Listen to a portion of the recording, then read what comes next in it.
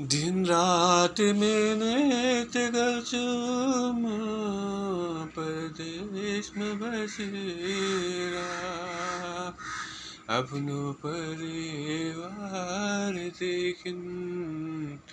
टाढामा बसेर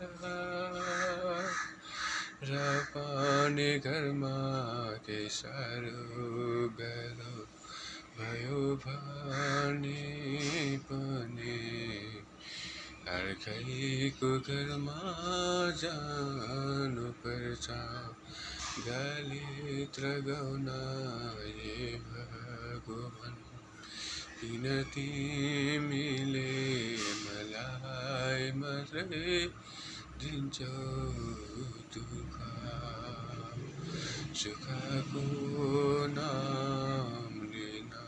नपाए जाने भयो हे भगवान् किन हत्यारा गर्छु हे भगवान्।